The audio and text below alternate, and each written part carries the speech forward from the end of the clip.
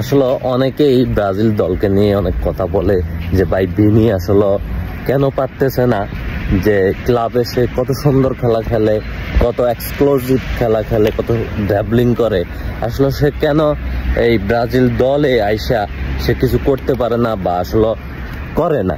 এবং কি ভিনির মতো আর অনেকেই আছে, তারা বিভিন্ন ক্লাবে খুব ভালো পজিশনে আছে, ভালো খেলা খেলে, ভালো আসলে পারফরমেন্স দেখায়, কিন্তু তারা ব্রাজিল দলে আসলে আর পারফরমেন্স দেখাইতে পারে না। তারা মনে হয় কিছুই জানে না, এরকম একটা ব্যবসায় পড়া যায় আর খেলতে পারে না। তারা দলের জন্য কি কিছু করে না। এবং কি যেই রোনালদিনহো কিন্তু আসলে এটা দিচ্ছে, লিজেন্ড প্লেয়াররাও বলতেছে যে আসলে বর্তমান খেলোয়াড়রা দলের প্রতি ওইরকম নাই, ভালোবাসা নাই।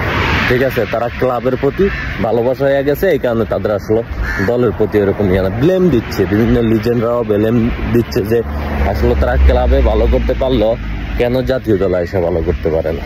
যাই হোক, দুই একটা কথা বলি, আপনারা অবশ্যই কমেন্টস করে যাবেন, শুনে যাবেন।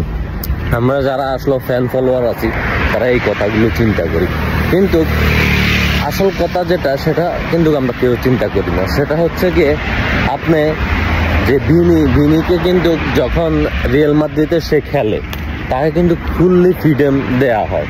ঠিক আছে, সে ড্রিবলিং করে, প্রচুর পরিমাণ ড্রিবলিং করে, তখন মনে করেন যে তাকে একটা লিমিট দিয়ে দেওয়া হয় যে তুমি ড্রিবলিং করো, সমস্যা না, কিন্তু লিমিটের বাইরে যায়ও না। ঠিক আছে, তাদের কোচ এরকম ভাবে আসলে বিষয়টা সাজায়। ঠিক আছে, আর তাদেরকে যে বিষয়টা হচ্ছে গিয়ে ড্রিবলিং করে সে অ্যাটাক করে, এবং কি যখন ড্রিবলিং ব্রাজিল দলে কিছু কিছু সমস্যা তাকে আসলে সেরকম ফ্রিডম দেয়া হয় না।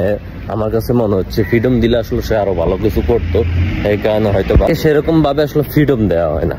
কারণ হচ্ছে ওইদিকে যদি তাকে মাঝে মাঝে ড্রিবলিং করতে দিলেও আসলে সে যখন ড্রিবলিং করে, ব্রাজিলের মূল সমস্যা যেটা গোল খায় কেন, সেই গোলটা খায় হচ্ছে ব্রাজিল ডিফেন্স লাইনটা বর্তমানে তেমন ভালো না, দুর্বল।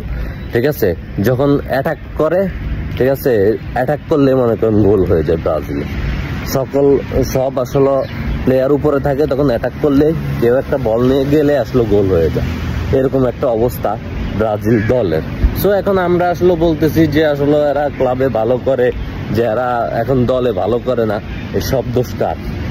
ঠিক আছে, আসলে তাদেরকে খেলানোর মতো সেইভাবে ট্রিট করতে হবে। আপনি যদি আর্জেন্টিনার দিকে দেখেন, আর্জেন্টিনার যখন স্কলোনি ছিল না, ঠিক আছে, তাদের কি করুণ অবস্থা ছিল। যখন স্কলোনি আসলো আর্জেন্টিনাতে আসে নাই, তখন কি করুণ অবস্থা ছিল। আর স্কলোনি আসার পর আর্জেন্টিনার দলটাকে সে আসলে বুঝছে, যে সে গোছাইছে যে কোন জায়গায় এই দলটার প্রবলেম আছে, কোন কোন জায়গায় হাত দিতে হবে। ঠিক আছে, এই সকল বিষয়গুলো আসলে কোচেরই করতে হবে। আপনি চিনলে কোনো লাভ নাই, যে কোচ আসলে বিষয়গুলো বুঝতে হবে বা জানতে হবে যে কোন কোন জায়গায় আসলে হাত দিতে হবে। যেমন অ্যাটাকিং লাইনটা তেমন একটা ভালো না, যদিও নেইমার এখন নাই, নেইমার থাকলে অনেকটা হয়তো বা খেলার আসলে রূপ বা ধরন আসলে পাল্টে যেত। কারণ হচ্ছে নেইমার আসলে অন্যরকম একটা খেলোয়াড়। সো আমরা আসলে বলে লাভ নাই এগুলো, যতক্ষণ হচ্ছে গিয়া ওই যে কোচ তারা আসলে বিষয়গুলা সুন্দরভাবে না নিবে, তারা তাদের মতো করে না সাজাবে। এখন তারা যেভাবে সাজায় ভাবে আমাদের দেখতে হবে, আসলে এটি হচ্ছে মূল কথা।